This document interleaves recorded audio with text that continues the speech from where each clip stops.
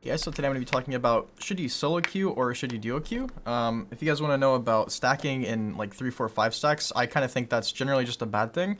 So mainly I'm going to be talking about soloing and duoing in this video. I think soloing overall is better, and I'll explain why here in a minute, but duoing can also be good it has pros and cons, but so does soloing. So let's go ahead and get right into it.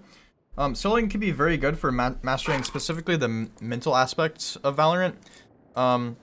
So, mentality is a big aspect of the game. Like, obviously, you have aim. This is kind of what the range is for. You also have, like, game sense. But mentality, if your approach to the game, if the way you orient yourself toward the game is not, if it's not adequate, then everything else does not really matter, right? So, like, if you get good at solo queuing and kind of, right, it requires effort to solo queue. Stop blaming your teammates. Learn from your mistakes. So these things are all important, and also other things are important, but really what matters is trying to learn from your mistakes and stop blaming teammates, right? If you can do that in solo queue, then you can easily, duo queue, and it'll be a good experience.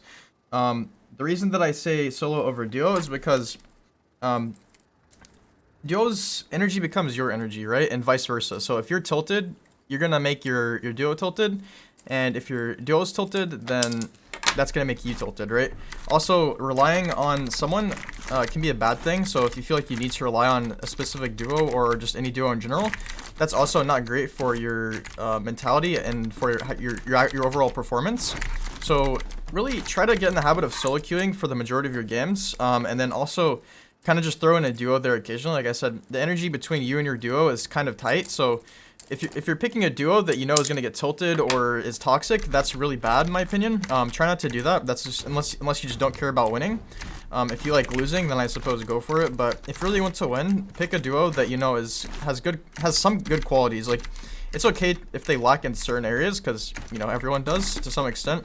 But if you have a duo that has really good comms, like, try to pick a duo that is really good in what you lack. So if you have bad comms, perhaps pick a duo that has good comms. And if you're also, try not to pick the same role. Like, if you're double duelist duoing, it's not necessarily the worst thing in the world, but you're probably gonna have a lot of games where you have like 4 duelists, so keep that in mind. Try to pick maybe like a duo that has a different role than you, like maybe a sentinel, and then you have your duelist. Like that'd be really good for your overall team composition each game.